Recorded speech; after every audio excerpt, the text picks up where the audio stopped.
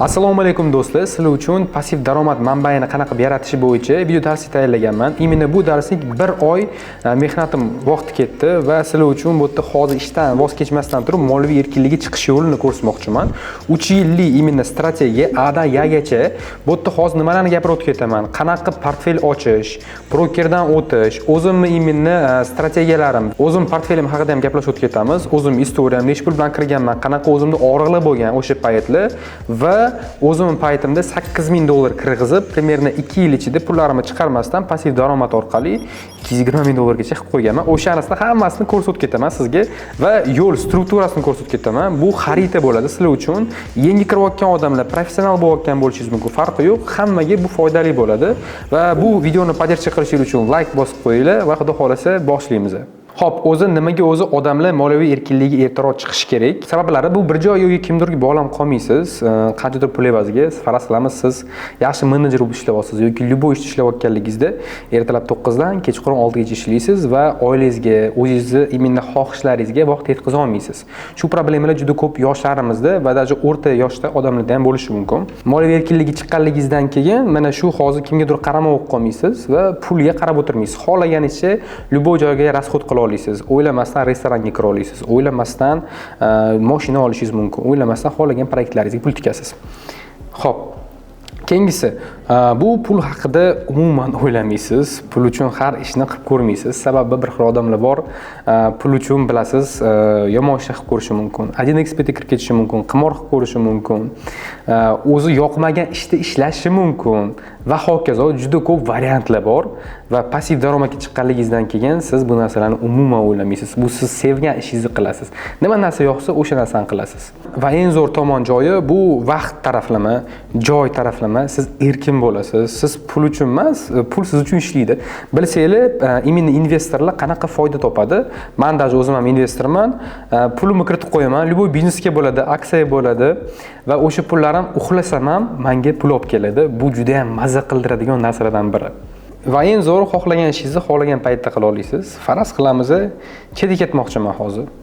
Ishda ishlasangiz, chetga keta olmaysiz xohlagan payt. O'zingiz 1 yilda bir marta o'tibsizgiz bo'ladi va hokazo.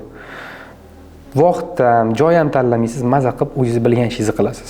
Xo'p do'stlar, o'zi nega bu video darsini yozdim? O'zbekistonda investitsiya tushunchasi bunchalik katta rivojlanmagan.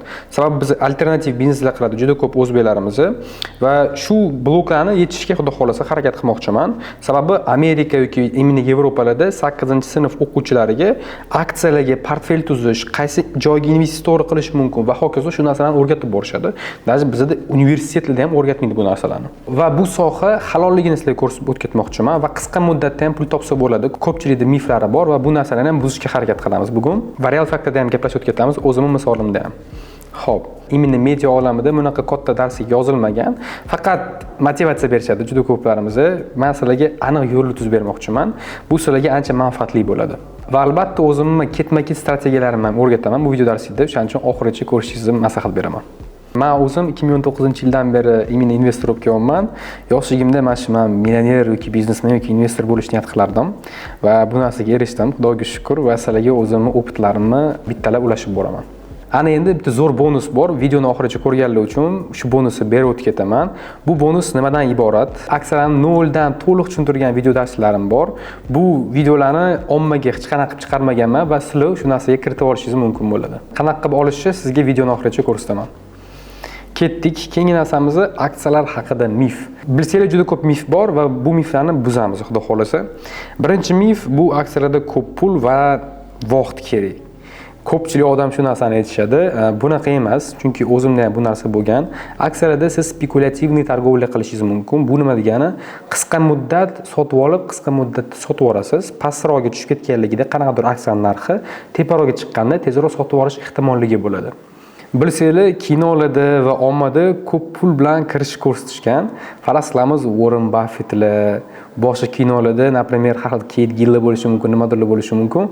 Men $10 million tikdim, menimcha pul qildim va hokazo. Investor deganlikda ko'pchilik odam katta puli bor odam, u faqat katta miqdorda investitsiya qila oladi deyshadi. Siz $100 bilan ham investor bo'lishingiz mumkinligini sizga tushuntirib o'tib ketmoqchiman video darsida. Aksiyalar haqida zo'r bitta mif bor. Aksiyalar narxi qimmat deb o'ylashadi. $1000, $2000, $5000 va hokazo. Bir xil aksiyalar bor, $5, $3 va sent turadigan aksiyalar ham bor. 5000 so'm, 2000 so'm turadigan aksiyalar ham bor. So'mda nisbatan gapirsak va shu bitta aksiyamiz bor edi. 1 yil oldin shu aksiyamiz bir 33 sent turgan edi. Hozir bu $33 turibdi. Bu 100 baravardan ham ko'p oshib o'rgan va o'sha payt siz $100 tikib qo'yganligingizda shu aksiyaga $10,000 aylanardi. Bu nereal hodisalardan biri. Undan keyin ko'pchilik traderlarni ko'rishingiz mumkin. Forex'ni tez foydasini ko'rishadi, lekin ular 95% zararda yurgan bo'ladi yoki nolda yurgan bo'ladi. Juda kamdan kam imенно traderlar, Forex'da ishlaydigan traderlar foyda bo'lishadi, chunki ular har doim targ'ibot qilishadi. Biz zo'r pul qilyapmiz, quruq narsalarni chiroyli qilib ko'rsatishadi. Shu sababdan O'zbekistonda ko'p odamlar o'rganib qolishgan, chunki juda zo'r kirib keldi trading sohasi va problemalar ham olib keldi ko'pchilik odamlarga, chunki bir xil qarz bilan boshlashgan, bu sohani aniq tushunishmagan va hokazo. Va shu sababdan bu soha deb ko'pchilik imенно aksiyaga investitsiya juda ham uzoq deb o'ylashadi. Sababi $1000 ga $500 bir kunda men $1000 qo'yardim deydi yoki $10,000 qo'yardim deydi. Bu narsa stabil bo'lmaydi hech qachon. Bir payt qilasiz, bir xil payt yana kattaroq summani yana kirgizib kimlardan qarz olib, u pullarni yo'qotib yuborishingiz mumkin. Juda ko'p tanishlarni bilaman. Shu sababdan bu moliyaviy savodxonlikning eng ahmoqona usullaridan biri. Undan keyin ko'pchilik o'zbeklarimiz alternativ biznesga, qo'yga investitsiya qilib borishadi. Faraz qilamiz, magazin ochib qo'yish. Kallasini ishlatishmaydi, prosta lokatsiyani tanlab qo'yaman, magazin oson akalarim qilgan ishni men ham qilaman deyshadi yoki prosta qo'y.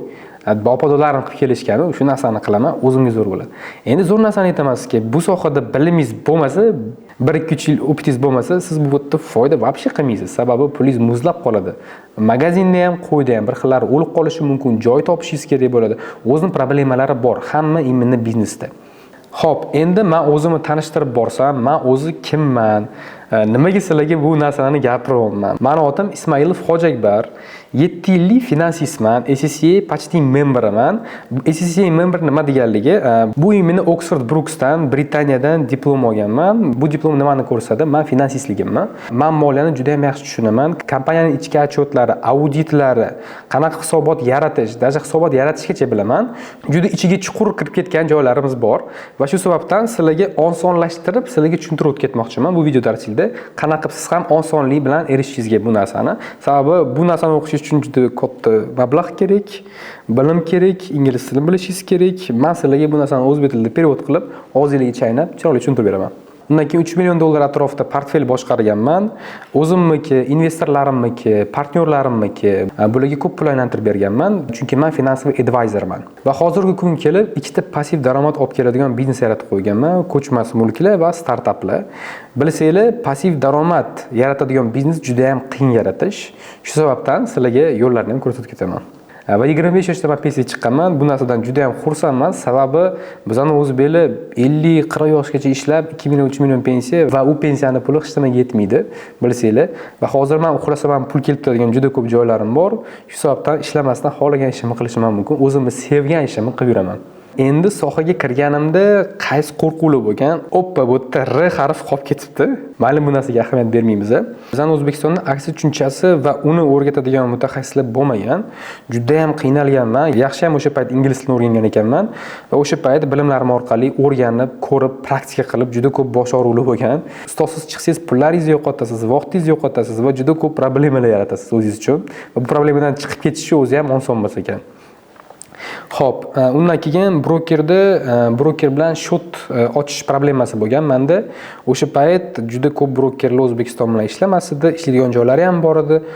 Qanaqa ochish tushunmasdim, rostni aytaman. Qiynalib bo'lsa ham ochganman, o'zimning nomimga emas, buvimning nomiga ochganman. O'sha payt ko'pchilik odamlar aksiyalarga pul kiritish uzoq muddatli ekanligini aytishgan, menga o'z aksiya nimaligini ham bilishmagan. Bo'ladigan ish qila qol ukajonim deyishgan. Sen undan ko'ra bor, molli bor, men magazin biznesini och yoki ishla qayerdadir deyishgan. Men ularning gapiga kirmaganman va o'zim nastoychiy odam, oxirigacha turadigan odam bo'lganligim uchun shu ishga qo'l urganman. Xo'p, o'zim haqimda yana gapiradigan bo'lsak, 2019-yilda pochchamdan $1000 qarz olib, investitsiyaga kirishni boshlaganman va bir haftada $8 foyda qilganman. O'sha payt bilganmanki, bilimlarim orqali, men o'sha spekulyatsiya orqali, qisqa muddat targovli orqali foyda qilishimni. Sababi ko'p odam aytadi, siz uzoq muddatda foyda qilasiz, 1 yil, 2 yil, 3 yil, 10 yil kutishingiz kerak va hokazo. Bu narsa rost emas, chunki bu siz bilimingizga bog'liq. To'g'ri joyda kirsangiz, yaxshigina pul qilib ketishingiz mumkin. Va o'sha pullarni oborot qilib $1000 qaytarib berganman pochchamga va o'sha $8 oborot qilib $3000 qilganman. $3000 dan to'laqonli trade qilishni boshlaganman. $3000 ga chiqqanligimdan keyin rezultatlarimni og'aynilarimga ko'rsatganman. Ko'pchilik investitsiya qilishni boshlashgan. O'sha payt investorlar shotlarini ham boshqarardik. Undan keyin o'sha jonim yetaydi, bo'ldi, o'sha o'zim pullarimni yig'dim, logistik kompaniyasini ochdim va o'sha paytdan keyin juda qiziq ko'p voqealar bo'lgan. Video tepada hovlida qoldirib o'tib ketaman, nima problemalar bo'lgan va qanaqa problemani hal qilib ketganman. Xo'p, keyingisi 2025-yilgacha investitsiya orqali $226,000 atrofida passiv daromaddan pul topganman va o'sha pullarni bizneslarimga kiritganman. Hozir uy biznesim bor, yillik oboroti $1 million va hozirgi startapim bor, $2,700,000 ga baholanyapti. Aytishingiz mumkin, qanchalik buncha energiya bor sanda deyishingiz mumkin. Bilmayman, bitta zo'r gap keldi menga. Bu sizni bilimingizga bog'liq emas. Bu sizni nimaduringizga bog'liq emas, baribir ham omadda ham foyda rol o'ynayar ekan. Alloh sizga beraman desa berar ekan. No, siz sabab qilishingiz kerak ekan. Sababchi odam bo'lishi mumkin yoki sabab o'zingiz bo'lishingiz mumkin. Shu sababini qilishingiz kerak ekan. Men bu narsalarni o'rganmaganligimda, qilmaganligimda bu bizneslarimni yaratmagan bo'lardim, startaplarni yaratmagan bo'lardim va hozir bilmayman qayerda yashayotgan bo'lardim, qanaqa yashayotgan bo'lardim. Shu problemalarga tushmaslik uchun men harakat qilganman. Motivatsiyani kuchlisini olib, o'z chet elga ketish niyatim bo'lgan. No, shu sohaga kirib qo'yganman va bilimimni kuchaytirib shu natijalarga erishganman. Ana endi qizuv moduliga kirishni boshlaymiz. Bu sizni moliyaviy darajangizni bilish uchun, любой paytda kelajagingiz uchun moliyaviy darajangizni bilishingiz kerak. Hozir qanaqa qarzlaringiz bor, yoki mashinangiz bormi, yoki uyingiz bormi, yoki naslедство qilyaptimi ota-onadan va hokazo. Chunki bu pullarni sarflab yormaslik uchun, isrofgarchilik bo'lmasligi uchun, chunki juda ko'p tanishlarim bor, ota-onasidan qanaqadir pul qoladi, zo'r hayotda yashaydi. Mashinalarda yuradi, zo'r mashinalarni yuradi va hokazo, xohlagan ishni qiladi, xohlagancha pul ketkazadi. Va pul qolmagandan keyin уже bunaqa problema, depressiyaga tushishadi va o'zini ahmoqligi deb oddiy hayotga tushib qolishyapti. Bilsangiz, zo'r gap keldi menga, Dubay shayxi aytgan, qiyin paytdan keyin yaxshi paytlar keladi. Yaxshi paytlardan keyin qiyin paytlar keladi. Mana shunaqa paytga tushib qolmaslik uchun siz bilimingizni realniy pul tikishingiz kerak va realniy o'zingizni harakatingizni qilishingiz kerak. Xo'p, undan keyin maqsad, planlarni qilish kerak. Mana men har doim o'zimga yozib boraman. Men nima maqsad qo'yaman o'zimga kelajakda. Aniq plan, aniq maqsad kerak. Faraz qilamiz, mana yildan keyin, mana 27-yilda, men например, hozir $500 yoki $1000 oylik topayotgan bo'lsam, $2000 oylik topish yoki $500 har oy kelib turadigan passiv daromad yaratish. Qanaqa qilib qilishni planda yozasiz. Xo'p, endi keyingi modulimizni tezroq moliyaviy erkinligi chiqmasa nima bo'ladi?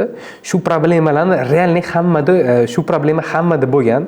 Hozir sizni imini ichingizga yetib beraman. Sababi uy xatosi. Juda ko'p men tanishlarim mendan so'raydi. Aka, men arenda turibman va $700 arenda to'layapman va o'zimda $10,000 ortiqcha pulim bor. Nima deb o'ylaysiz? Uy sotib olsammikin va kreditni to'lab 20-30 yil to'lab yursammikin deyapti. Zato uyli bo'lib qolaman deyapti. Ana endi bitta kalkulyatsiya qildim. Shu uy sotib olasan, faraz qilamiz, baribir ham arendaga pul to'laysan. O'sha arendaning o'rniga oylik to'loving to'lashga boshlaysan. 30 yil. 30 yil umringni shu uy to'lashiga ketkazasan. Undan ko'ra kimdan qilamiz dedim. O'sha pulingni $10,000 puling zamorozka bo'lgandan ko'ra, sen undan ko'ra o'sha pullarni aksiyaga kiritganligingda kattaroq foyda qilishing mumkin. Faraz qilamiz, 3 yil ichida o'sha pulingni примерно $60,000, $65,000 qilishing mumkin va qilib bo'lganligingdan keyin xohlagan joyingdan xohlagan uyga olasan va nech puldir puling qoladi, aksariyat oborotda. Moliyaviy savodxonliging yangilangan bo'ladi. Undan keyin osonroq ishni to'g'rilasa bo'ladi. Va bu narsa mashinaga ham taalluqli bo'ladi, chunki kerakli narsaga pul tikkanligingiz ma'qulroq. Undan keyin bu katta pulga tayyor bo'lmaslik. Qanaqa tarifda? Bu menda ham bo'lgan va sizga bittalab istoriyamni aytib ketaman. Logistik kompaniyam bo'lganligida payti bo'lardi, biz $40,000 oyiga topardik. Даже haftasiga ham topadigan paytlarimiz bo'lgan. Men o'zi berilib ketganman. Men bu pulga tayyor bo'lmaganman. Faraz qiling, kichkina pul topayotganligingizda bilasiz qayerga ketkazishni. No, katta pulni yereski osmondan tushib kelsa sizga, u pullarni qayerga sarflashni bilmaysiz, noto'g'ri joylarga sarflashni boshlaysiz. Faraz qilamiz, har xil restoranlarga ketkazishni boshlaysiz. bo'lmag'ur покупкаlar bo'ladi va hokazo pullarni yo'qotib yuborasiz. Meni o'zim 1 yil ichida qiynalib bo'lsa ham $1 million оборот qilganman-da va o'sha pullarni примерно 3 oy ichida yo'qotib yuboraman. Bu kallaga ham kelmaydigan narsa-da va o'sha sababdan men problemaga kirib ketib, depressiyaga kirib ketganman. Keyingisi bu isrofgarchilik. Bilsanglar, Amerikadagi odamlar bittalab yozuvchi chizuv bilan yurishadi, chunki u yerda yoshligidan kerakli informatsiyalarni berib ketishadi maktab davrida. O'zbekistonda bizda biznes haqida ham institut o'rgatmaydi. Faqat qanaqadir kasb zo'r bo'lib ketishing. O'sha ustozlaringiz ham onasini hamsa 5 million yoki 10 million oylik olgan bo'ladi. Ustozdan qanaqa qilib siz qanaqadir zo'r foyda topaman deb o'ylaysiz-da. Bu siz ustozingiz 10 million oylik olgan bo'lsa, bu значит siz ham 10 million oylik maksimum patologiyasi shunaqa bo'ladi deganidek. Ana endi bu narsalarga erishish uchun yo'llarni tushuntirib o'tib ketaman. Investitsiya turlari bor. Bu molga kirgizishingiz mumkin, biznesga tikishingiz mumkin, metal yoki uyga tikishingiz mumkin. Bu alternativ bizneslar zo'r. Bu passiv daromad olib keladi va hokazo. O'zbekistonda biz bu narsalarga o'rganganmiz. Sababi dodalarimiz qilib kelgan, bu narsani bilishadi va biz bu narsani qilganligimiz ma'qul deyshadi. No, уже zamon o'zgaryapti. Zamon talablari o'zgaryapti. Bilsangiz, tezroq o'zgarishga siz tayyor bo'lishingiz kerak. Va shu hisobdan sizlarga aytmoqchiman, nima uchun o'zi bu narsalarga emas, aksiyalarga kirgizganingiz ma'qulroq. Aksiyalarni plyus tomonlariga yozib ketaman. Halol, bu harom emas. Siz kompaniyani ulushini sotib olasiz va ulushidan foyda qilasiz. Undan keyin xohlagan joyingizda ishlashingiz mumkin. Bu значит qo'ylarga qarasangiz yoki bizneslarda o'tirishingiz kerak ustida. Nima ketyapti? Pulimni kimdir o'g'irlab ketmayaptimi? Yoki cho'pon uxlatib ketmayaptimi qo'yimni yoki so'yib yuborishmayaptimi? Va hokazo. Uy biznesida nima bo'lyapti bilmaysiz uyingizda. Onasi demsin uy yonib ketishi mumkin yoki uyda remont qilish kerak bo'lishi mumkin. Problemalar uymi? Uy sotib olib sotish juda problemani bilaman, chunki men o'zimga yoqmaydi. O'zimda juda ko'p bo'lgan bu narsa, gemoroyi juda ko'p. Va обязательно aksiyada страховка degan narsa bor. Brokeringiz bor. Brokeringiz sizga страховкani beradi, примерно $500 ming gacha. Xohlagan pullaringiz kuyib ketmasligiga bu javobgar beradi. Ana endi zo'r qismga kelyapmiz. Men sizlarga bittalab ketma-ket strukturani tushuntirib ketaman. Aksiyada qanaqa foyda topishingiz mumkin, qanaqa investitsiya kirishingiz mumkin va hokazo. Bu yerda boshladik. Xo'p, aksiyaga kirish uchun o'zi nima qilish kerak? Kamida sizda $100 yoki $300 pulingiz bo'lishi kerak, chunki siz investitsiya qilishni boshlashingiz kerak. Va обязательно topgan pulingizdan 10% yoki 30% ni har oy jamg'armaga qo'shish. Bu kapitalingizga qo'shib borishingiz kerak, chunki bu qiyin protsent aylanib juda katta pulga aylanishi mumkin. Endi aktivlar turi bor. Bizda metallar, tilla yoki kumush. Zo'r narsani aytaman, tilla kumushga tikib qo'ysangiz bo'ladi. Faqat tilla kumushlarni slitklari bo'ladi, bilsangiz. Ularni olib yurishga ozgina problema. Tilla mayli problema uncha emas. Kumushni juda ko'p gram bo'lib ketadi. Uyingizni qator saqlashingiz kerak. O'g'irlab ketadigan o'g'irlar tushishi mumkin. O'zim problemalar bor. Tilla bilsanglar dollarga ekvivalent har doim o'sib boruvchi aktiv. Bu uni riski kamroq narsa. Kumushimizda esa 1 yil ichida 130% foyda olib keldi. Bu nereal foyda. Keyingisi bu aksiyalar kompaniyani qimmatbaho qog'ozlari. Siz qimmatbaho qog'ozlarni sotib olib, sherik bo'lasiz va foydasini ko'rib borasiz. Undan keyingisi bu IPO. IPO ni periyodi Initial Public Offer. Bu degani kompaniya yopiq bo'ladi. MCJ-lar bilsanglar kerak. Kompaniyalar yopiq bo'ladi. Yopiq bo'lganligida investorlar kirishi mumkin. Katta dolyasini sotib olish kerak bo'ladi. 30%, 20%. Farazlaymiz $1 million kompaniya baholanyapti, 10% sotib olishga majburiy. Bu degani $100 ming bilan kirishga majburiy kiradi. Sizda bundan pul bo'lmasa kira olmaysiz. Bu yopiq bo'ladi. Hamma ham bilmaydi bu narsani. Kompaniya IPO dan o'tgandan keyin bozorga tarqatish boshlaydi o'zining aksiyalarini va o'sha payt siz sotib olsangiz bo'ladi kompaniyaning aksiyalarini. IPO ni o'rtasida siz foyda qilsangiz ham bo'ladi. Boshlang'ich pul kiritish mablag'i bu zo'r foyda olib keladi. Chunki 2026-yilda zo'r kompaniyalarning IPOlari chiqyapti. Starlink, ChatGPT'niki chiqadi. Bu zo'r ko'p foyda olib kelishi mumkin. Keyingisi bu ETF. ETF bu har bitta aksiyalarni bitta joyga jamlagan savatcha. Bitta shu ETF sotib olsangiz, например, 500 taksi sotib olgandek bo'lasiz. Farazlaymiz, 2% Apple'niki, 5% Amazon'niki, nechadir foiz uniki va hokazo ulushlarni olgandek bo'lasiz. Bu ham zo'r narsa, bu juda ham uzoq muddatda foyda beradi. Bu bilimingiz bo'lmasa ham oddiy sotib olsangiz ham bo'ladi. Riski juda ham past bu ETF'larda. Xo'p, endi biza broker tanlashimiz kerak. Broker tanlash bu juda ham muhim rollardan biri. Sababi siz broker orqali targovlik qilishingiz kerak. Brokerimiz bizda bu maklerimiz bo'ladi. Oson tilda tushuntirib ketaman. Sizni birja bilan ulab qo'yadigan odamchamiz deymiz. Odamcha emas, u kompaniya bo'ladi. Shu odamchamiz bizani ulab berish kerak. Biz botib turgan bo'lsak, sotib olmaymiz o'zimizdan o'zimiz birjadan. Broker ulagan bo'lish kerak. Shu broker orqali sotib olasiz. Brokerga pul kirgizasiz, brokerda pullaringiz turadi va sotib olasiz aksiyalarni. Va aksiyaringiz ham broker ichida turgan bo'ladi. Bunda xavotir olmang, aksiyalarim kuyib ketishi mumkin, broker uxlab ketishi mumkin. Bunda narsalar yo'q. Chunki brokerlar juda katta regulyatorlardan o'tgan va ko'p kompaniyalar regulировать qiladi. O'shaning uchun problema yo'q. Davlatda o'zi ham Amerikada o'zida Fedlari bor, hammasida regulировкалari bor va страховкалari ham bor. Bundan cho'chimaslik kerak. Xo'p. Endi bu brokerlarni tanlab olish kerak. O'zbekistonda juda ko'p brokerlar bor. Webbull, Thinkorswim, Robinhood bor, IBKR bor. Eng udobnisi bu IBKR. IBKRdan targovlar qilganligingiz ma'qulroq bo'ladi.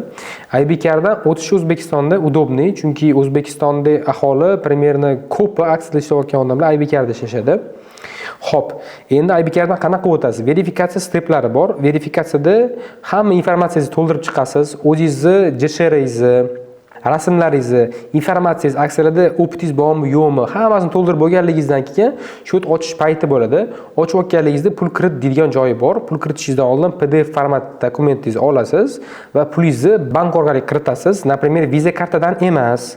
Mana o'z kartingizdan emas, siz bankka borasiz, Swift'dan jo'natmoqchiman deysiz brokerga. Bu bankka bor, eng oson, udobniy banklardan biri. Bu bankka borasiz, men Swift'dan brokerimga jo'natmoqchiman. O'sha dokumentingizni borsangiz, o'zi to'ldirib beradi. Tayyor dollar shot ochasiz. Xohlagan summangizni jo'natasiz. Qiyin joyi yo'q. Yechib olganligingizda ham brokerdan order berib qo'yasiz, 2-3 kun tushadi bankka borasiz, pulimni yechmoqchiman. Yechib olasiz.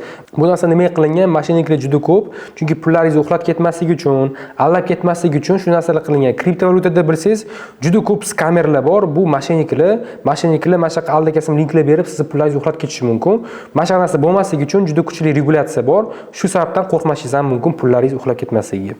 Endi keyingisi bu prosta broker ochib bo'lganligingizdan keyin, pullaringiz tushgandan keyin siz aksiyada oson sotib olishingiz mumkin. Xohlagan aksiyalaringizni tanlab, Apple bo'ladimi, Tesla bo'ladimi, tanlab sotib olaverasiz. Xo'p, endi keyingisi bu Yahoo Finance degan ilova bor. Ko'chirib oling, kompyuteringizni ko'chirib olasizmi, telefoningizni ko'chirib olasizmi? Bu ilova orqali siz aksiyalarni saralab olishingiz mumkin bo'ladi.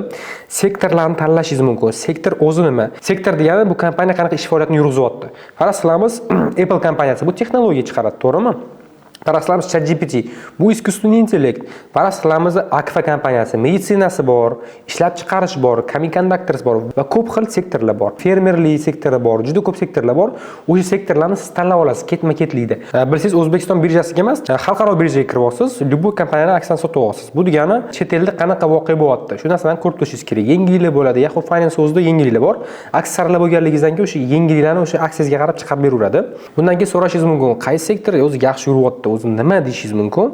2020-19 koronavirus bo'lgan. O'sha paytda meditsina sektori zo'r rivojlangan. Sababi problemaga qanday produkt chiqish kerak bo'ladi, o'zingizlar bilsanglar. Shu problemani produkt rejish qilish kerak-da. Shu problemani produkt hal qilish kerak. Meditsinaga vaksina chiqyapti, to'g'rimi? Koronavirusga qarshi. Значит, nima degani? Meditsina kompaniyalari o'sib boradi. O'sha payt zo'r o'sib borgan. 2025-yil искусственный intellekt zo'r rivojlanishni boshladi. ChatGPT, DeepSeek'lar ko'p narsalar ochilib ketdi va ko'p odamlar o'sha joyga investitsiya qilishni boshladi. Nvidia bo'ladimi, boshqa kompaniyalar bo'ladimi, chiplarni chiqarishni boshladi. Har xil kompaniyalar juda ham katta narxga baholanib ketdi. Yengillarni ko'rishi gaplashdik, aksiyalar tanlash. Yahoo Finance ichida aksiyalarni tanlay olasiz. Bu yerda day losers, day gainerslar bor. Qaysi kompaniyalar zo'r o'sgan, zo'r tushgan. Maslahatim sizga, mana juda ham o'sib ketgan aksiyani sotib olmang. Har doim mana pastroqga tushgan, eng pastda, mana o'rtaroqda yurayotgan aksiyalarni sotib oling. Mana istoriyasini ko'rsangiz, 5 yil oldin yoki 3 yil oldin necha pul turgan? $100. Hozirgi payt $50 yoki $30. Zo'r ekan. Mana shuni sotib olsam bo'ladi degan bo'lishingiz ham mumkin.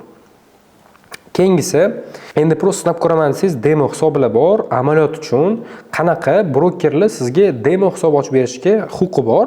Bu degani, allakasim pulli bo'ladi, allakasim pullarni kiritib ko'rib, ishlatib ko'rasiz. Rostdan ham men aksiyada tikoliyman, qanaqa bo'ladi va hokazo. Shu narsalarda o'zingiz imminni amaliyot qilishingiz uchun zo'r bo'ladi. Endi aksiyalarni qanaqa halol yoki haromligini aniqlaymiz. Osonroq narsani tushuntirib ketaman. Faoliyati va uni o'zgartirishi. Faoliyati qaysi aksiyalar harom bo'lishi mumkin? Qaysi kompaniyalar aksiyalari harom bo'lishi mumkin? Alkogol chiqarayotgan, finansga bog'langan, masalan, banklar aksiyalari bo'lishi mumkin, ular harom. Chunki ribo qo'shilgan. Alkogolda bu odamlarga zarar qiladigan kompaniyalar. va hokazo. Shunaqa kompaniyalarni reski yo'qotib yuboramiz. Bunday kompaniyani olmaymiz. Undan keyin zo'r mina voqea bo'ldi. Kompaniyaning halol haromligi o'zgarib turishi mumkin. Chunki aytganligimdek, kompaniyaning qarzlari ham bo'lishi mumkin. Bir xil kompaniyalar qarzga kirib ketadi, bankdan kredit olishni boshlaydi, bu ribo qo'shilish boshlaydi. Shundan keyin kompaniya haloldan haromga o'tishi mumkin. O'shaning uchun shu narsani tekshirib turish kerak. Bu degani 1 oy, 2 oyda risk o'tib ketmaydi. Bir xillar yildan keyin bo'lib qolishi mumkin. Например, Nicresrich Incorporated degan aksiya bor. Shu kompaniya haloldan haromga o'tib qoldi. 2025-yildan boshlab u imенно IBI imенно texnologiya zo'r chiqaradigan kompaniya bo'lib turib, Bitcoin holderga bo'lib qoldi va qarzi juda ham oshib ketdi.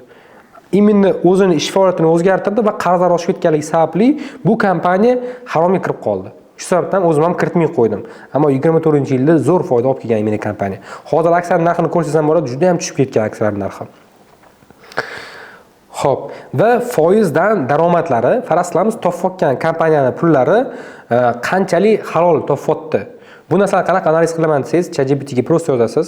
Shu kompaniyalarni mana shu 3 ta faktor yozasiz. Shu faktorlardan keyin u sizga halol yoki haromligini ko'rsatib beradi. Ana endi saralangan aksiyalarni texnik analiz qilish kerak. TradingView degan ilovamiz bor.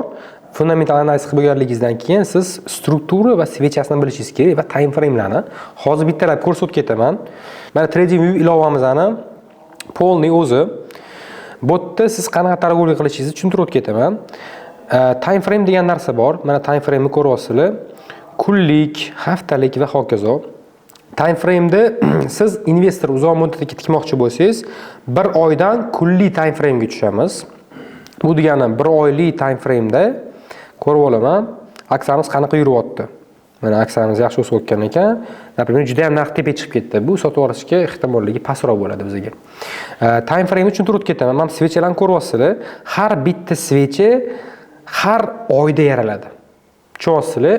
Narx o'sishlari. Mana narxi o'zgarganligi 1 oyda emas. Mana pastda ham ko'rishingiz bo'ladi. 2020, 2021 va hokazo. Bu uzoq muddatda ko'rsatyapti. Mana endi men kunlik time frame'ga tushsam, narximiz ham bunaqa bo'lyapti. Ko'ryapsizlar? Iyul va hokazo. Har bitta svecha endi bir kunda yaralyapti. Bu uzoq muddatga. Ana endi siz qisqa muddatda targ'ibotga qaraman desangiz, bu haftalik time frame'dan bizni 4 soat yoki 2 soatlik time frame'ga o'tamiz va hokazo. Ana endi bizni svechalarni tushunib oldik, time frame ozgina bo'lsa ham tushunib oldik va strukturani bilishimiz kerak. Struktura 2 xil strukturamiz bor. Bu narx tepaga o'sayotgan strukturamiz va narxi pastga tushayotgan strukturamiz. Nimaga narximiz tepaga chiqadi va tushadi? Mana bunaqa izgipli bo'ladi. Mana bu yerda ko'rayotgan bo'lishingiz mumkin. Men bunaqa bo'lyapti. Chiqyapti, tushyapti, chiqyapti, tushyapti. Anaroq tushuntirib beraman. Narximiz pastroqqa tushganligida kattaroq odam mana mana $248, $250ligida sotib olgan 5 million yoki 3 million dollarga va narxi mana o'zini xohlagan joyga chiqqandan keyin u odam sotishni boshlayapti. Faraz qiling, siz 5 million dollarga pul tikyapsizda, 5 million dollar 8 million dollar bo'lyapti va pullaringizni chiqarib olasiz o'sha yerda. O'sha puldan bo'shliq qolib ketyapti. Faraz qiling, pul kiryapti, no chiqib ketyapti. U pulni qoplanishi kerak. Qoplanmasa narx o'sha joyda turmaydi. Bu degan narximiz tushib ketadi. Mana bu yerda ko'ryapsizlar, narximiz $470 pastga tushishni boshladi. 300 necha dollarga. Va mana shu spekulatsiyalar bo'ladi. Sekin narximiz tepaga chiqadi, o'sadi. Sababi rinok realniy, ya'ni живой bo'lganligi uchun odamlar kirityapti, pullarini chiqaryapti, qo'rquv bo'lishi mumkin, nimadir bo'lishi mumkin. Va o'sha narsalarga qarab pullaringizni kirgizasiz. Bu yerda biz tepaga yurayotgan trendimizni ko'ramiz va pastga yurayotgan trendimizni ko'ramiz. Ana endi bu yerda qanaqa aniqlab olsak bo'ladi? Narximiz o'z tepaga yuryaptimi, pastga yuryaptimi? Mana haftalik time frame'da ko'rsangiz ham bo'ladi. Narximiz biz bu yerda tepaga yurayotgan ekan. Yuryapti, sekin normal yuryapti. Yomon emas. Ammo bu kompaniyamiz juda ham tepada, sotib olishga foydali emas. Narximizni biz ham mana qilib bo'lganligi sotib olishimiz kerak. Bu deganligi mana pastda yuryapti, mana bu zonalarda, mana mana sotib olaman, mana tepalarga chiqib berish ehtimolligi bor degan narsa bo'ladi. Xo'p, endi polni tushuntirib bermayman sizlarga, chunki bu tushuntirib bersam bir 15 soatlik video darsi bo'lib ketadi. Oson tushuntirib ketaman. O'zingiz bilimingizni kuchaytirib bilib olsangiz ham bo'ladi bu narsalarni. Xo'p. Keyingisi time frame bildik, strukturani bildik, svechani tushundik. Endi order ochish va portfel tuzish. Order turlari bor. Brokerdan verifikatsiyadan o'tganligingizdan keyin bizda market time bor, limit order bor, sell limit bor, buy limit bor va hokazo ko'p narsalarimiz bor. Biz nimani ishlatamiz? market time ishlatamiz. Market time degani hozirgi paytda narx necha pul turgan bo'lsa, marketda, именно birjada o'sha payt sotib olaman. Limit bo'lsa, например, aksiyamizning narxi ana hozir $424. Aytasiz, men metro sotmoqchiman. Mana $370. Limit yozib qo'yasiz. Men $370 sotmoqchiman. Brokerga yetib qo'yasiz, OK deydi. O'sha payt narximiz $370 ga tegandan keyin o'sha payt sotib olinadi avtomatik aksiyalar. Va bu narsa nimaga plus? Siz, например, kuzatib o'tirishingiz shart emas. Men uni bir oylab yoki har kuni o'tirishim kerak emas. Bitalab kuzatib, qolgan paytda o'sha brokerga limit qo'yib qo'ysangiz sotib oladi, sotib olish ham mumkin. Bu limitlaringizga bog'liq bo'ladi. Xo'p. Bu narsani bilib oldik. Uzoq muddat uchun portfel tuzishimiz mumkin va qisqa muddat uchun portfel tuzishimiz mumkin. Xo'p, endi uzoq muddat uchun qanaqa portfel tuziladi? Faraz qilamiz, siz biznesmensiz, sizni ortiqcha pulingiz bor, $10,000, $20,000. Siz aytyapsiz, menga, например, bankga qo'ysam 8% beryapti, uyga tiksam, uy arendaga bersam, например, sotib olib 10% beradi. Ular menga kam pul olib kelyapti. Menga ko'proq pul olib kelayotgan narsa kerak va risk kamroq bo'lishi kerak. Aksiyalar juda ham yaxshi foyda keladi, chunki aksiyalar kirganingizdan keyin aksiya narxi o'zidan-o'zi riski pastga tushib ketmaydi. Undan keyin aksiyalar yuvib qolmaydi. Va sizda страховка bor brokerda, shuncha cho'chimasdan ham elektron pulda saqlashingiz mumkin. Ozgina bo'lsa ham birinchi qadam $100 bilan boshlab ko'rsangiz, o'zi tushunishni boshlaysiz va yanada yaxshiroq tushunib va yanada yaxshiroq moliyaviy sotqinligingizni kuchaytirib borasiz.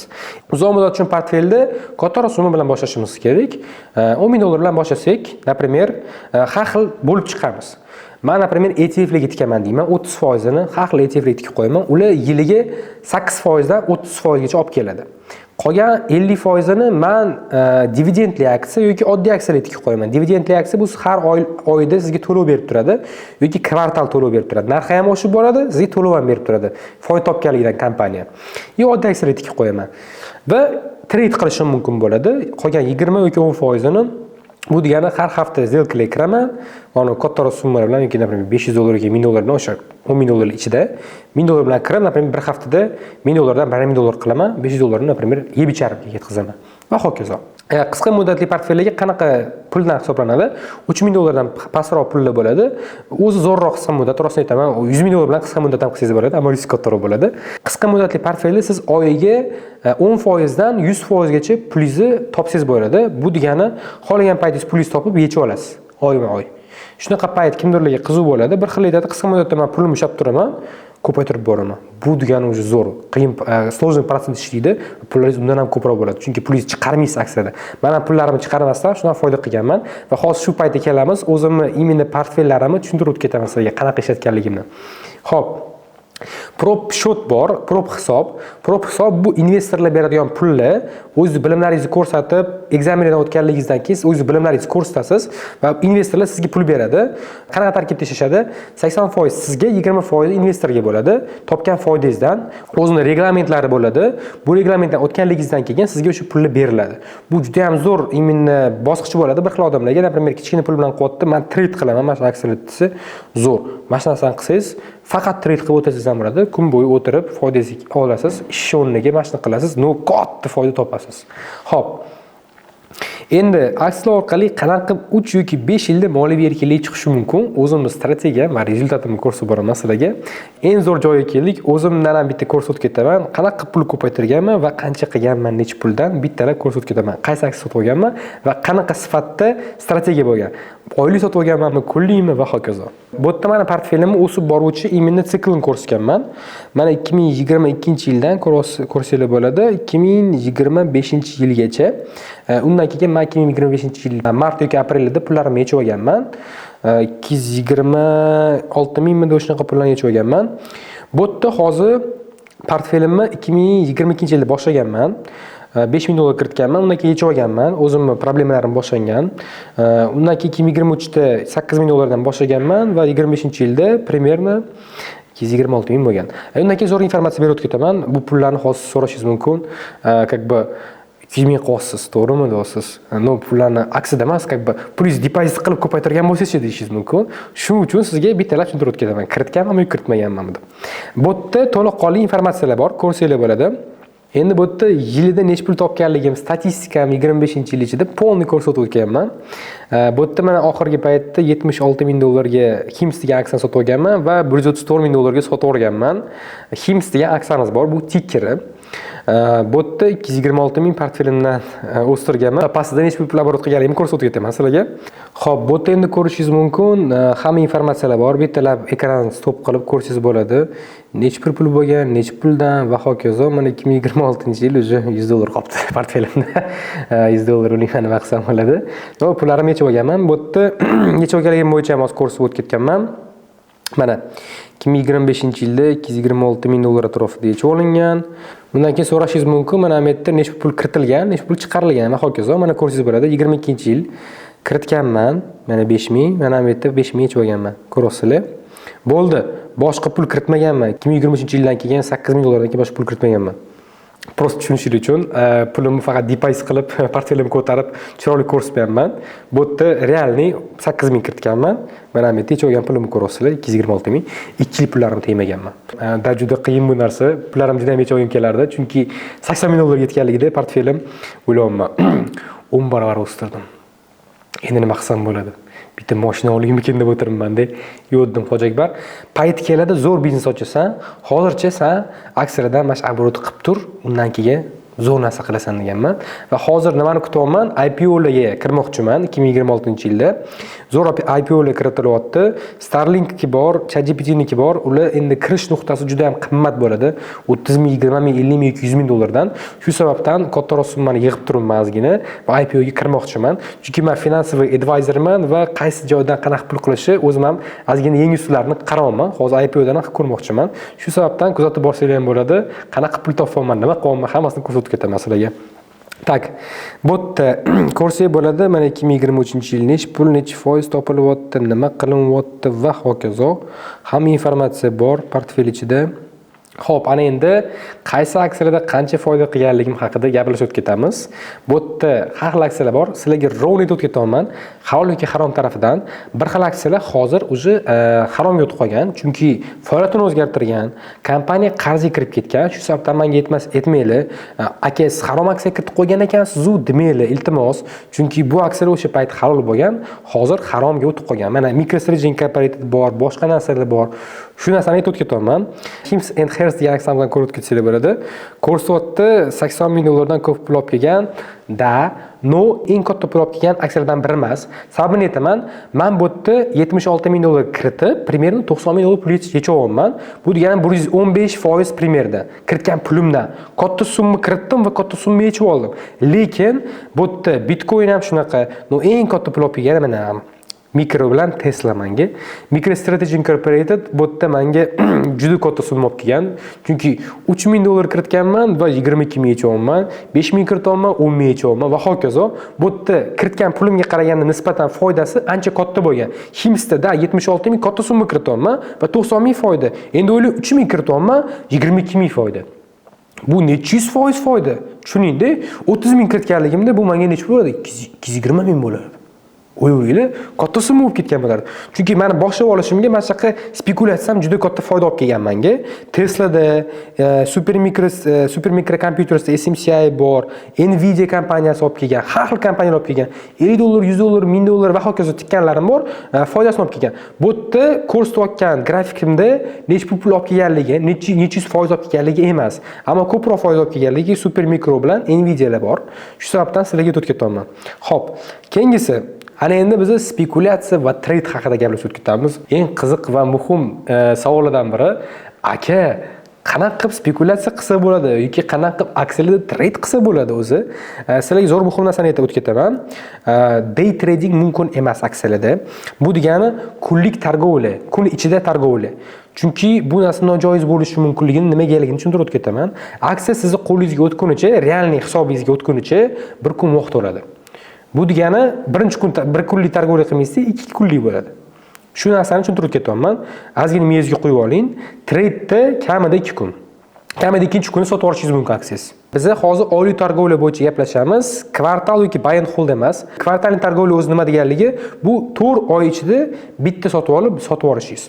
Bu juda uzoq muddat bo'ladi yoki hold, buy and hold. Bu 1 yil, 3 yil ushlab turasiz. Oliy targovlik deganligi siz har oy sotib olasiz, har oy sotib olasiz. Tez, qisqa muddatda. Bundan ham qisqa muddatlari bor. Endi har xil strategiya yaratishingiz kerak bo'ladi. Faraz qilamiz, kompaniyani mana analiz qilib qo'ygansiz. Mana Tesla kompaniyani analiz qildingiz. Xo'p, endi faraz qilamiz, mana bu joyni sotib oldingiz siz. Siz analiz qildingizda, bilib olsiz, mana 337 dollarligida turganligini. Endi bilib olsiz, siz narx tushib ketishi mumkin. Mayli sotib oldim, ammo sotib olmayman. Tushib ketyapti narxi, mana bu yerda sotib olishni boshlaysiz. Bu уже strategiyaga bog'liq. Tushunasiz? Bir xil odamlar bo'lishi mumkin, cho'chib ketdi mana bu joyda, bo'ldi, aksiya narxi tushayotgan ekanligim, bo'ldi, sotib ora qolay, nima qilaman risk qilib. Tushunasiz? Bu psixologiyaga bog'liq. Ana endi ko'ryapsiz, yana pastroqda, yana ko'proq sotib olasiz, arzonroq narxida, ana endi tepaga chiqqanligidan keyin qimmatroqda sotib olasiz. Bu prosta psixologiyaga ham bog'liq bo'ladi. Xo'p. Bu narsani tushunib oldik.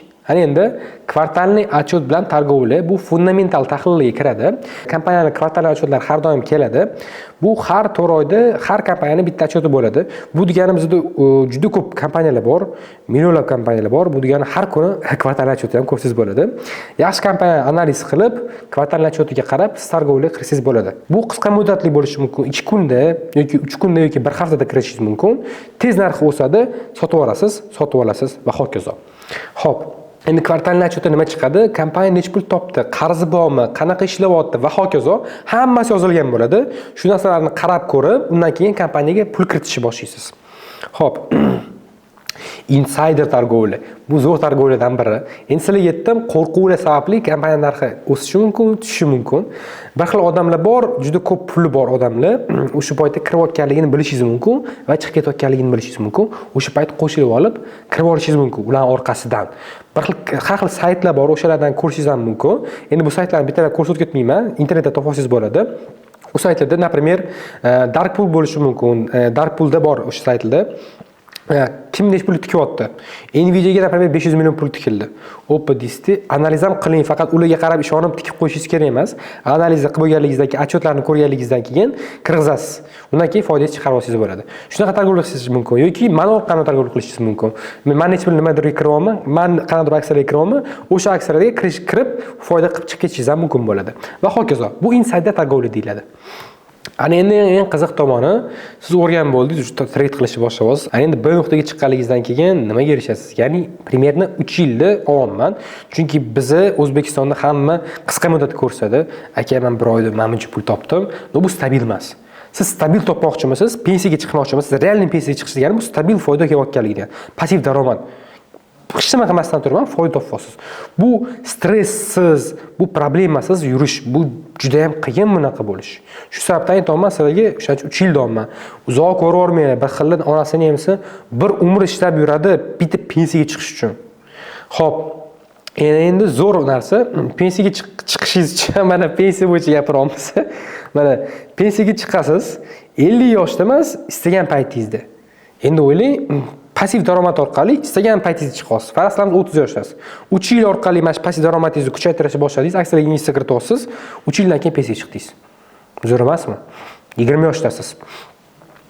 Aksiyalarni o'rganishni boshladingiz, pul to'g'ri kiritishni boshladingiz va 3 yildan keyin pensiyaga chiqasiz. Onasi neyimsin, menga shunday narsalarni, yoshligimda yetishgan, voy buyerda qilishni boshlaydim. Chunki ko'p problemalar qilib tashladim-da. Kompaniyalar ochdim, bankrot bo'ldim, bu qildim. Onasini ham sindirib yubordim-da. To'g'ri investitsiya qilishni bilish kerak ekan odam. Chunki to'g'ri investitsiya qilishni bilmaganligingizdan keyin siz pullaringizni prosta havoga uchirib yuborasiz. Siz plan bilan yuring. Shu narsani esingizda tursin. Xo'p, bu moliyaviy erkinlik. Moliyaviy erkinlik deganligida ko'p odam tushunmaydi nimaligini. Bu pulga qarama bo'lib qolmaslik, nimadirlarga muhtoj bo'lmaslik. Faraz qilamiz, xohlagan payt turibman-da, mana men o'n payt zerikib qoldim. iPhone 7 ni ko'rib qoldim. O'zimni 16 tutardim. Turibdi. Aka nech pul deyapman? 1400 deyapti. Bering deyapman. O'sha payt настроением buzilgan edi. O'zimni chalg'itdi dedim-da. Prosta 17 deyapman.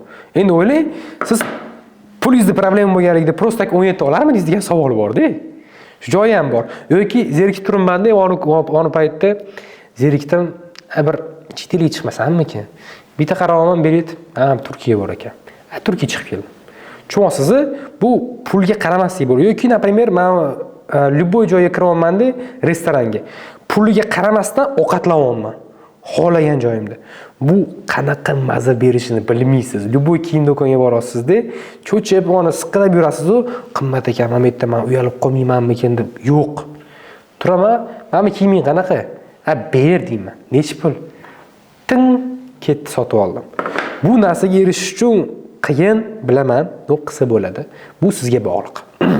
Endi bu joy tanlamaslik. Faraz qilamiz, menga joy tanlamaydi. Xohlagan joyimda turib, xohlagan joyimda ishlay olaman. Faraz qilamiz, men Turkiyaga chiqib ketib, Turkiyada 1 yil, 2 yil yashab kelib, maza qilib trade qilib, xohlagan ishimni qilib, tanlamasdan xohlagan joyimni qilishim mumkin. Например, o'ylaysiz, ishda ishlasangiz, qanaqa Turkiya, onasini neymisan? O'tir ishla deydi, bitta boshiga bitta uradi. Mana planni bajarmagansan oxirigacha. Davay pulni qil, davay ish qil deydi. Endi kapital. Bu kapitalingiz kelajakda zo'r foyda olib keladi, chunki siz уже nech pul topib olganingizni bilib olasiz, отчет qilib olasiz, moliyaviy savodxonligingiz kuchli va bu kapitalingiz meros bo'lib boradi. Aksiyalarga kiritgan pullaringiz har doim meros bo'lib bolalaringizga qaytib boradi. Shuning uchun juda ham zo'r. Sababini aytib ketaman sizga. Endi andisha. Zo'r narsa, bizning o'zbeklar juda ham uyatchan. Shu sababdan ko'p o'zbeklarimiz ko'p narsalarga erisha olmaydi deb o'ylayman. Sababini aytib ketaman. Men ozgina yevropizirованный odamman. Chunki juda ko'p tanishlarim bor Moskvada, Rossiyada, Amerikada, hammasi bilan zo'r anaqamiz. Yoshligidan yevropizirованный katta bo'lganman. Uyalmayman. Bezman, rostni aytaman sizlarga. Endi yoshlikda aytishardi, bezi ishi besh. Rost ekan, realni aytaman, uyalmayman. Mana startap yaratamiz biz. Uyalmayapman. Katta akalarni o'tiribmiz. O'ylang, milliarder akalarni o'tiribsiz-da. Tuppoy savol bersangiz, qanaqa bo'lar ekan? Mana men o'tiraman, aka men nima deb bitta kalla qo'yaman. Hammasi menga qaraydi, bu jinnimi deb o'ylasham menga qiziq emas. Menga nima qiziq bilasizmi? Nimaga erisha olayman? Bo'ldi. Men xohlagan narsamga erishishim kerak degan narsa bor-da. Kerak bo'lsa, по головам нужно идти degan narsam bor, harakat qilaman. Bir xil o'zbeklar nima bo'ladi? Katta akani oldida turib uyaladi. Aka, yo'q, uzr. Men nima qila olmayman. Yo'q, uzr aka. Siz gapingiz to'g'ri. Menga qiziq emas. Men hamma odam bilan bir xil gaplashaman. Men millionerman, bitta pastroqda odammi, qizig'i yo'q menga. Qanaqa bo'lsa ham, o'zim qanaqa bo'lsam o'shaqa gaplashaman.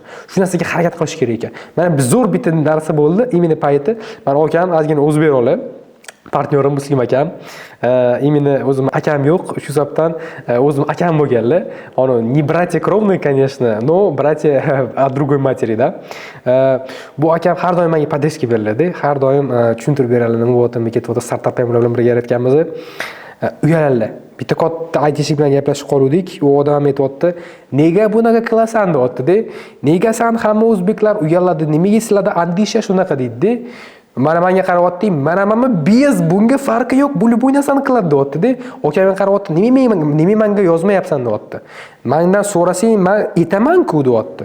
Aka, endi siz bunaqa ekansiz, mana ishingiz bor ekan deb o'yladim. Farqi yo'q, может, men ответ berib qolardirman. Farqi nima? Попробуй deyapti. Tushunasizmi? Qilib ko'ring, uyalmang, do'stim. Любой biznes qilmoqchimisiz, любой ishga kirmoqchimisiz? Qilib ko'ring, может быть, mana shu narsa sizniki bo'lishi mumkin. Endi mana motivatsiya berib o'tib ketdim. Endi o'zimni A nuqtam va B nuqtamga gapirib o'tib ketamiz. Bitta o'zimniki emas, boshqa odamlarga gapirib o'tib ketamiz. A nuqtam, oyga yashagan edim, o'sha payt zapchast biznesda ishlardim, menejer bo'lib, bozorda o'tirardim. Ertalab 5 ta bozorga chiqib, 4-5 ta o'ylang, uxlaydi odam o'sha payt. Va obed 4-5 gacha o'tirardim. Примерно 12 soat itdi, korobkani taskach qil, uni qil, odamga soat yoqmaydi. Yaxshi pul yoqmaydi, onasini aytsin. Vaqtim kam bo'lgan. O'zimga vaqtim yetmasdi. Uyga kelardim, uyda ozgina o'tirardim, uxlardim. Mana o'rtada bilan bo'lmag'ur yurishlar bo'ladimi, stabil daromad bo'lmagan. Ota-onalar juda ko'p aytadi. Mana ham ota-onam aytardi, "O'g'lim, sen biznes qilma, o'g'lim sen investitsiya qilma, sen mana bu joyga ishga kirganda, yaxshi kresloni o'rnini ega bo'lganda va yaxshi pul top. Tepaga ham chiqib ketma, pastga ham tushib ketma, o'rtada yur." Ammo bu narsani xohlamayman-da, realni aytaman. Bu sizni bitta klitga tiqib qo'yadi-da, siz mana komfort zonaga kirib qolsangiz. Bo'ldi, bu yerdan chiqa olmaysiz. Siz qul bo'ldingiz deganida, men bu narsani xohlamadim. Onasini hamsa ota-onamga qarashdim, hammaga qarashdim. Payti bo'lardi onasini hamsa Chorsuv ostanovkasida ko'chada uxlaganlarim bo'lgan, uydan qochib ketibdi. Mana o'zim xohlagan narsamni qilmoqchi bo'lganman va Xudoga shukr hozir qildim-da. Endi nastoychivich kuchli bo'lsa, qila olasiz bu narsani. Endi qachon kapital, uy, mashina va hokazo bo'lishini kutib yashardim. Va hozir bu narsani yashamayman ham. Realni aytaman, hozir mashina boshidan sariga qiziqmayman. Ko'pchilik tanishlarim aytadi, "Aka, siz pulingiz bor-ku, bitta mana такой gelikov oling yoki zo'r mashina oling, mana haydab yurasiz."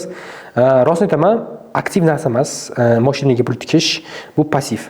Mana bitta oilam gelik oldi, 350 mingga oldi, hozir 280 mingga sotyapti. 70 ming dollar minus. 1 yil haydadi. Nima foyda? Undan ko'ra shu pullarni aksiya yoki biznesimga tikkan bo'lsam, onasi nemsa qancha pul qilaman? Undan ko'ra emotsiyagim kelyapti, bitta rentga oling, shu gelikka onasi nemsa. Bo'ldi, haydab yurib ko'ring. Emotsiya oldimmi? Bo'ldi, yetadi. Menga kerakli narsani qilganim ma'qulroq. Investor bo'lganligingizdan keyin kerak emas narsalarni o'ylamaysiz. Ana endi meni bir nuqtam. Moliyaviy erkinman, hech narsani o'ylamayman. Pensiyaga o'zi chiqib bo'lganman 25 yoshda. Onasi nemsa. Doda bilan gaplashsak, o'zi pensiyaga chiqqan doda bilan meni hozir farqimiz juda katta-da. Doda o'zi bo'ldi. Anaqasi ketib bo'lgan, sog'ligi ketib bo'lgan, yoshiga yo'q, o'zi qizlarga qarasa o'zi bo'ldi, kech degan narsasi bor. Hazillashib qo'yman endi. Biz o'zi yoshmiz. Ishimiz bor, xohlagan ishimni qila olaman va maza qilib yuraman. Xo'p, vaqt tamomlama erkinman, xohlagan ishimni qilaman. Mana xohlab bu videoni yozaman sizlarga, sababi payti bo'lgan qiyin kelmasdi, realni aytaman. Men qiyin kelsa qilaman, qiyin kelmasa qilmayman. Mana muhtojlikdan yoki qiyin kelmasdan qilib bunaqa narsa yo'q. Mana menga mashinasi yo'qotdi, imенно social mediaga realni chiqishi boshlayapman, odamlarga foydali narsani berishni boshlayapman, o'zimga yo'qotdi, qanday motivatsiya, energiya berishni boshlayapti. Bunaqa energiya olmagan, realni aytaman. Shuning uchun do'stlar, bitta podдержка qilinglar, maksimalni. Xo'p, va ikkita biznesim bor, passivniy va hozir maza qilib yashayapman. Keyingisi bu Julian Patrulus. Bu odamni eshitmagansizlar, bu aksiyalar qiroli deyishimiz mumkin. Chunki bu odam nuqtasi oddiy oila tug'ilgan 2010-yilda eng nasiyaga kirgan shu bola va hozir kapitali 45 million dollar. Tadbirkor, investor, ijtimoiy tarmoqda zo'r o'zini ko'rsatib boradi va bu odam 500 dollarlik aksiyalar sotib olib, uni qilib o'tirmaydi. Например, 1 million dollarga katta сделка ochadi. Bo'ldi. Yoki 5 million yoki 10 million dollarlarga. Men o'zim hayron qolaman, onasi demasa bu jinnimi deyman-da. Qo'rqasiz-da, endi hamma pulingiz bilan bitta aksiyaga sotib olishdi. Endi o'ylang, diversifikatsiya qilmasdan tiqqilab sotib olardi. Va o'sha risk deb hozir normal summa qilib tashlagan-da. Va bu odam hozir Dubayda yashaydi. 18 yoshda millioner bo'lgan. Onasini hepsi. Biz yurimiz hozir. Tak, Kate Gill bu odam haqida kino chiqqan, bitta ko'rib ko'ringlar, sizlarga mana qanaqadir motivatsiya bo'lishi mumkin. Ozgina aksiyaga tushunishinglar ham oshishi mumkin. Bu odam oddiy oilada tug'ilgan va oddiy ishda ishlagan, 2009-yilda aksiyaga kiritishni boshlagan pullarini va bir nuqtada shu odam o'zi hozir kapitali 500 million. 2021-yilda 40 ming dollar tikkan. Bu katta pul ko'rinishi mumkin bu odamga.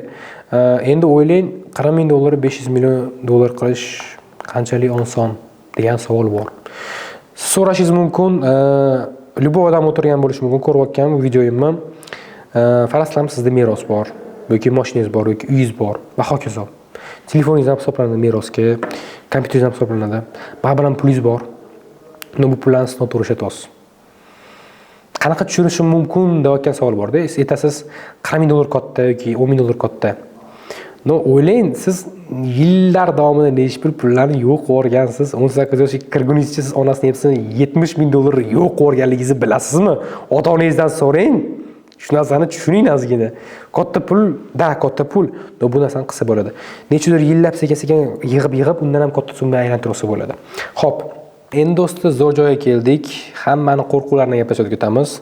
Agar siz ham hozir ishingizdan voz kechmasdan turib passiv daromad manbai yaratmoqchi bo'lsangiz, bilaman, bir xil qo'rquvdi bor. Misol uchun siz 500 dollar yoki 1000 dollar pul topasiz, 300 dollar pulingiz qolyapti. Endi o'ylaysiz, yig'ib qo'ygan pullaringiz bor, podushka bezopasningizda.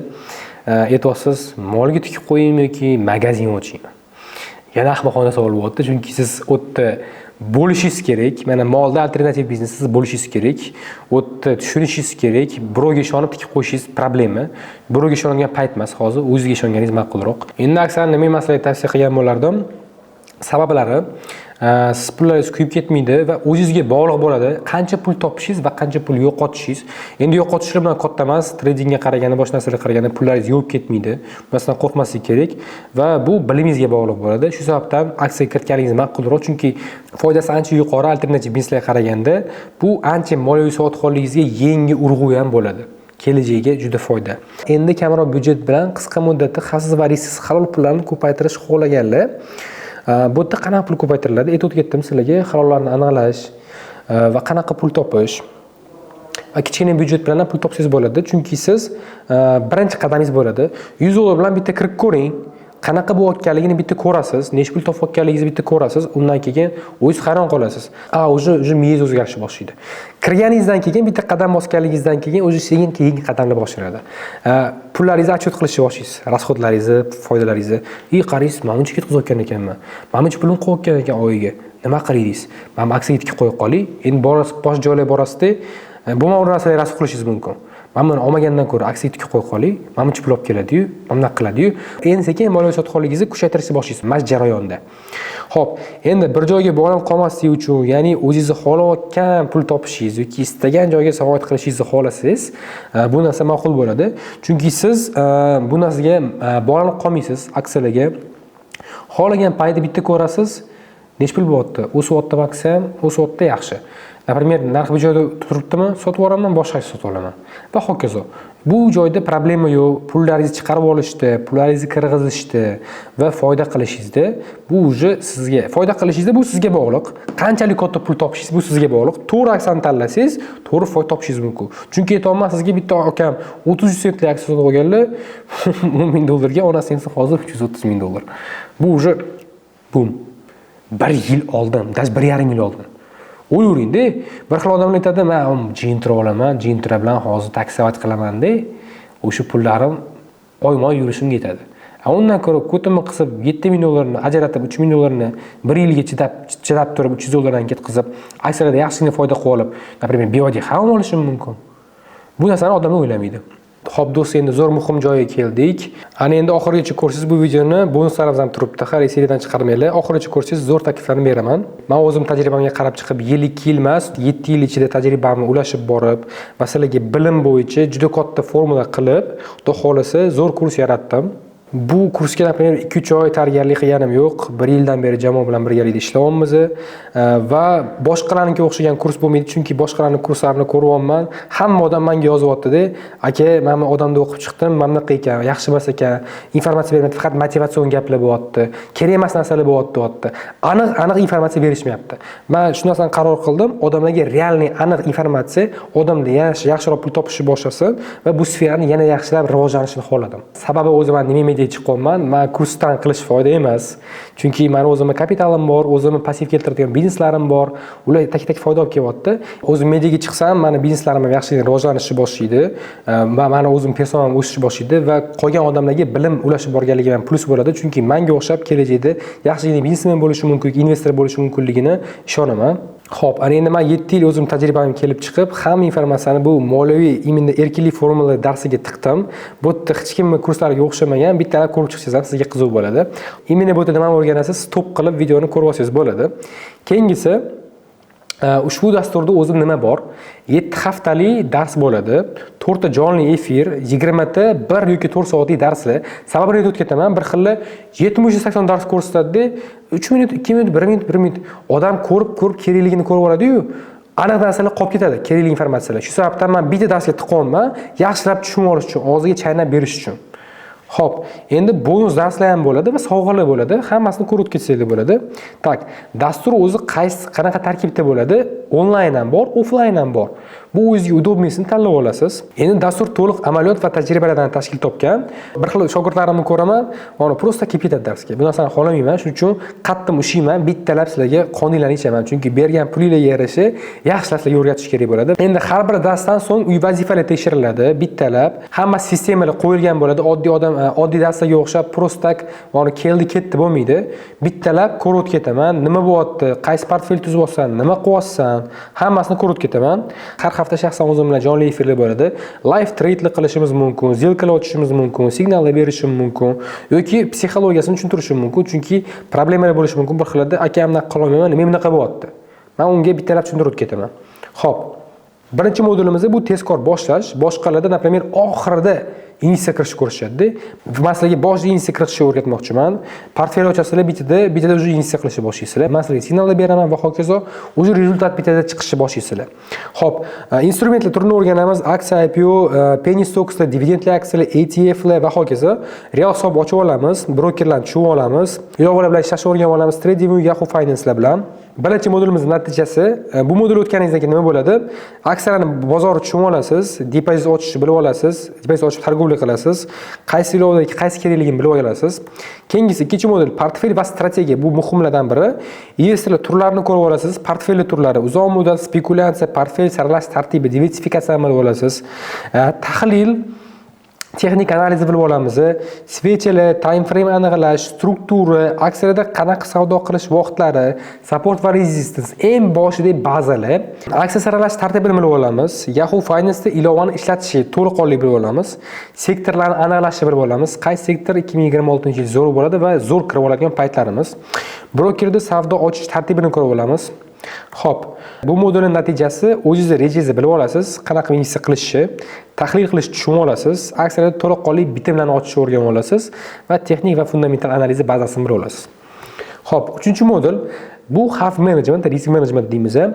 Risk reward qo'yish, win rate'ga qarab, hisobotni imini aniqlash, broker limitli qo'yish, take profit, stop loss, diversifikatsiya qilish, kundalik shablon tuzish, qiziq. Bir xil odamlarga qiyin bo'lishi mumkin.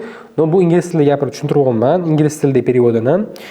Qiyin narsalar emas, buni miyam mang'ilab ketadi deb o'ylamanglar, chunki men bitalab tushuntirib beraman. Bu boshida qiyin ko'riladi. Tushib olganligingizdan keyin любой ishni shunaqa bilsangiz, boshida qiyin bo'ladi, undan keyin tushib olasiz, onasini yemsin, oson ekan deysiz. Xo'p, Google Sheetda foyda va zararingizni yozib borasiz. Polniy yozuv chizuv bilan yurishni tushuntirib o'tgan masalaga. Planlarni tuzishi, psixologiya va intizomni, real keyslar, foyda, zararlarni ko'rib chiqamiz. Hamma foyda qilishni boshlaydi. 3-modulda уже foydasi, zararni ko'rishni boshlaymiz. Nima mana shunaqa zarar qilding, nima mana shunaqa foyda qilding. Hammasini bitalab keyslarni ko'rib chiqib ketamiz. Modulning natijasi bu risk portfellarni boshqarishni o'rganib olasiz. Qanaqa risk qilib, qanchalik foyda ko'proq qilaman. Rejali targovlik bo'ladi Excelda. O'zingiz ishtirokchisiz, foyda qilishni tushuntirib ketaman. Zararlaringizni cheklashingizni o'rganasiz. Xo'p, 4-modul bu fundamental tahlil bo'ladi. Kompaniyaning ichki hisobotlari, balance sheetlari, cash flow, income statement, stock price history bor. Kompaniyaning ichki hisobotlarini bilib olasiz. Bozor yengilliklari, earning reportlar bor, ekonomikaga indikatorlar bor, yangiliklar bor. Valuation DCF modullar bor, option pricing, comparable analysis bor. Ingliz tilida ko'proq tushunganligim uchun sizlarga aytib ketaman. Oson narsa, cash flow nimaligini tushuntirib ketaman. Kompaniya oboroti. Necha pul nimadirga tikyapti? Faraz qilamiz, Apple kompaniyasi. Apple kompaniyasi nechta stanok qilyapti, mana buni chiqarish uchun, mana iPhone'ni va necha pul ketkazyapti, nima bo'lyapti, qayerda pul aylanyapti va hokazo. Oson ko'riladi, mana qiyin narsa emas, tushunib olasiz. Mana gaplari qiyin, no ko'rinishi oson. Xo'p. 4-modul o'tganligingizdan keyin to'liqonli ichki hisobotni tushunib olasiz, yangiliklarni o'qishni o'rganib olasiz va kompaniyani solishtirishni bilib olasiz. 5-modulimiz real investitsiya, bu portfel tuzish qismi. Xo'p, har bitta odam uchun o'zini xohlagan, xohishiga qarab, mablag'iga qarab portfel tuzib beraman. Moliyaviy savodxonlik bo'yicha konsultatsiya qilamiz. Bir xilda bloklar bo'lishi mumkin. Yoshida qolib ketgan, например, noto'g'ri ishlayotgan problemalari, biznesda nimadir problema yoki ishlayotgan joyda problema, hammasini yechib boramiz. Nima qilish kerak kelajakda to'g'ri yo'nalish uchun hamma strukturasini tuzib o'tib ketaman. Sizlar uchun kelajagingizda bloklarni yechib boramiz. Bu juda ham muhim joylardan biri. Bu psixologiya ham bog'liq, ozgina psixologman. Psixologiyani ozgina ham yengilab olamiz, refresh qilib olamiz. Xo'p, qanaqa pullaringizni boshqarish kerakligini tushuntirib ketaman. Investitsiya qurish mahoratini ko'rsatib ketaman. Aksiyalarda qanaqa to'g'ri trade qilishni boshlaymiz уже. Tradingga kirib boramiz. Aksiyalarda trade qilib, zo'r analizlarni qilishni boshlaysiz. Kapital boshqarish, psixologiya, real case'da komanda bilan birga trade qilamiz. Propshodga tayyorgarlik, investitsiya bergan kompaniyalarga o'sha imtihoni bo'ladi, imtihonda tayyorgarlikni o'tishga yordam beraman sizlarga. Xo'p, uzoq muddatli investitsiya qilish uchun strategiya tuzishni boshlaymiz. To'laqonli passiv daromad yaratish, har oy reinvestitsiya qilish tartibini tushuntirib ketaman sizga. Va o'zingizni bolangizni kelajagi uchun $500 dan portfel tuzishni boshlaymiz.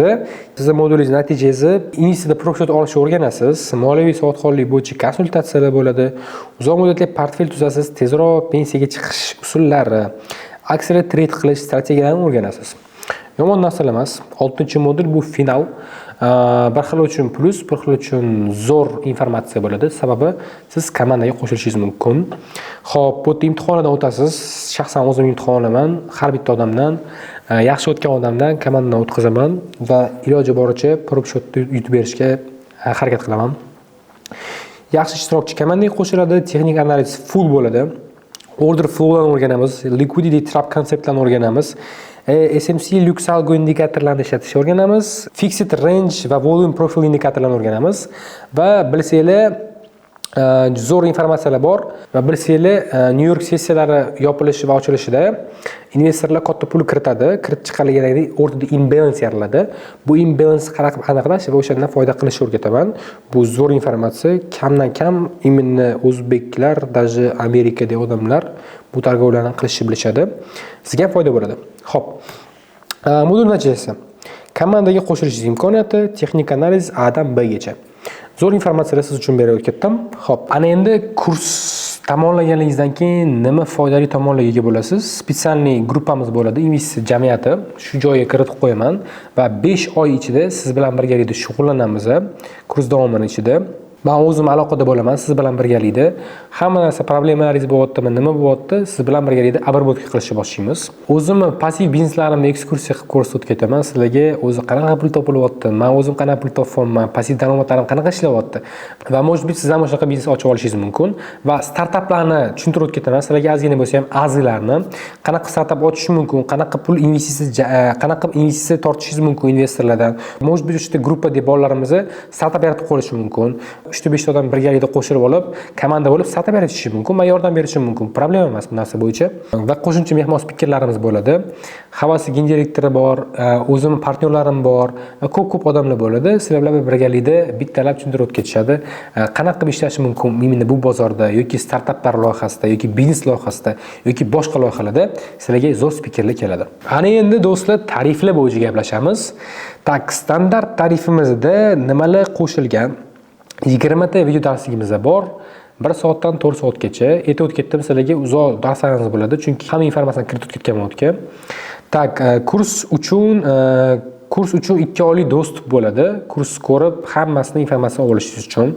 Standartda mustaqil ravishda o'rganmoqchi bo'lganlar uchun o'zi bu tarif o'zi kimga to'g'ri keladi. Endi kirmoqchi bo'lsangiz, qo'rqayotgan bo'lsangiz, sotib olsangiz ham bo'ladi. Ko'rib, birat olasiz, nima, qanaqa aksiyalar o'zi nima, bittalab tushunchani ko'rib olasiz. Xo'p, premiumda onlayn tez natijaga chiqmoqchi bo'lgan odamlar bu yerda 6 ta bo'lim bor, 20 ta darslik bor, yordamchilar nazorati bo'ladi. Men o'zim imminni 4 ta video zoom qilaman sizlar bilan birgalikda va bitta offlayn ko'rishuv bo'ladi, to'laqonlik. Xo'p, darsiga 5 oylik dostуп bo'ladi. Xohlaganingizcha ko'rib olib, bilimlaringizni almashsangiz bo'ladi. Va Signal kanalimga 2 oylik dostуп beraman. Полностью qaysi saytga kiryapman, nima qilyapman, nima bo'lyapti, hammasini ko'rib ketsangiz bo'ladi. Ana endi offlaynga o'tamiz. Offlaynda real men bilan birgalikda targovlar qilishni o'rganasizlar, bozorga kirishni o'rganasizlar va hamma azlarni o'rgatib ketaman. O'ttiz full kirish bo'ladi. Realni qonunlarni ichaman. Endi qaranglar. Xo'p, offlayn tarif uchun 8 ta modulimiz bor, 18 ta darsimiz bor. VIP tarif o'quvchilar uchun umumiy guruh bo'ladi. Men o'zim nazoratimda bo'lasizlar. Bittalab sizlarni hamma ham nazorat qilaman. Real disiplina o'shaymiz. Xo'p, ikkita mehmon spikerlarni chaqiraman, zo'r finansistlar va startaperlarni. 4 oylik men bilan birgalikda konsultatsiya bo'ladi. Xohlagan paytda oldimga kelib, "Hojibek aka, bunaqa bo'lyapti, bunaqa bo'lyapti." Men sizlar bilan birgalikda sizlarning bloklaringizni yechishga harakat qilaman. Barcha onlayn video darslar ham sizlarga kiritiladi. Onlayn ham ko'rib chiqsanglar bo'ladi. Esimdan chiqib qoldi aka, nimadir demasliginglar uchun shu narsani qilib qo'yganman. 4 oylik dostуп bo'ladi, bittalab ko'rib chiqaverasizlar. Va prop shot olish, aksiya trade qilish bo'yicha полностью men o'zim sizlar bilan live trade qilaman. Sizlar bilan birgalikda trade qilish tushuntirib ketaman. Hamma informatsiya, hamma azizlarni imminni aksiyalarda. Yana bitta bonus qo'shish mumkin offlayn uchun startap qanaqa yaratish tushuntirib ketaman sizlarga. Bizneslarni birato'lasi ekskursiya qilamiz. Xo'p, ana endi tariflar bo'yicha gaplashamiz. Standart, premium, offlayn. Bu tariflarni 1 yil, 2 yil davomida yaxshilab tuzib chiqqanmiz. Kerakli informatsiyalar berilgan ichida. Bu tariflar o'zi kimga to'g'ri kelishini aytib ketdim. Xohlagan tanlashingiz mumkin, standart yoki premium yoki offlayn. Xo'p, ana endi premium tarifimizga kim to'g'ri kelishi mumkin? Faraz qilamiz, siz boshqa chet davlatda yashayapsiz yoki siz viloyatda yashayotgan bo'lishingiz mumkin yoki vaqtingiz kam bo'lishi mumkin. Tezroq o'rganmoqchi bo'lsangiz, sizga premium to'g'ri keladi. Tezroq o'rganib olib, anaqa qilishingiz mumkin. Standart kimga to'g'ri keladi desangiz, o'zim ham o'rganib olayman. Ustoz bunchalik fokus kerak emas. o'zim ham o'rganib yaxshilab chiqib olishim mumkin. Например, kallam ishlatib deyotganlar. Endi offlaynda gaplashamiz. Menga ustoz kerak, ustoz yo'lidan chiqib ketmoqchiman. Realniy rezultat qilmoqchiman, realniy qonun qaynayapti. Shu narsadan realniy foyda topmoqchiman. Значит, offlayn olishingiz kerak bo'ladi. Xo'p, ana endi do'stlar, joylar soni bo'yicha gaplashamiz. Men offlaynga atigi 20 ta odam olaman. Meni kuchim yetmaydi 30 ta, 40 ta, 50 ta odamga dars o'tishga. Shu sababdan 20 ta dona odam olaman. Undan keyin joy bo'ldi, yopiladi. Men boshqa odam olmayman, realniy aytayapman. Onlaynga 50 ta odam bo'ladi. Xo'p, ana endi do'stlar, уже 20 tadan 6 joy уже burunmi bo'ldi. Tanishlarim so'rayotdi, qachon ochasiz, qonun ichib o'rishdi kommentariyadan bo'lib. Уже burun qilib qo'yishdi. Примерно hozir bizda 14 ta joyimiz bor. Bu offlaynga, onlaynga 50 ta joyimiz bor. Undan keyin уже bo'ldi, yopiladi anaqalarimiz. Xo'p, do'stlar, ana endi sizga kursda to'g'ri keladigan bo'lsa, уже o'rganmoqchiman desangiz, hozirroq joy band qilsangiz, уже nomerlaringizni qoldirsangiz, linkdan o'tsangiz, sizga bonuslarim bor. Shu bonuslarimni berib o'tib ketaman. Sizga katta plyus bo'lishi mumkin, biroz informatsiyalarni olib ketishingiz mumkin. Xo'p, xarakteringizga qarab, moliyaviy holatingizga qarab, portfel tuzish formulasini video darsini tekinga beraman.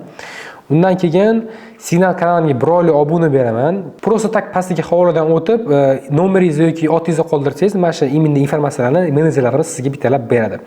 Xo'p, tak, o'zimni kirmoqchi bo'lgan aksiyalarimni rejasini tashlab beraman sizga. Undan keyin passiv bizneslarimni razbor video darsligini tashlab beraman. Bu sizga ham qiziq bo'lishi mumkin, biznesmen bo'lishingiz mumkin, boshqa odam bo'lishingiz mumkin. Qiziqayotgan bo'lsangiz, hamma video darslarni tashlab beraman. Xo'p, ommaga berilmaydigan bonuslarimiz ham bor. Bu narsalarni olishingiz uchun pastdagi havolaga o'tasiz va bizning operatorlarimiz sizga bog'lanib, shu bonuslarni sizlarga bitalab tashlab berishadi. Ya'ni endi men o'ylanib $1000 bir yildan kiritganman-da. Bilimlarimni kuchaytirib, u qilib, vaqtliroq kiritsam ham bo'lardi. No, Xudoga shukr, nolmaymiz, Alloh beraman desa berar ekan. Va hozirga kelib o'sha o'zim biznes passiv daromadlarim bor, kapitallarimni yaratganman. Bu kursga qabul faqat bu videoni ko'rgan odamlar uchun ochiladi.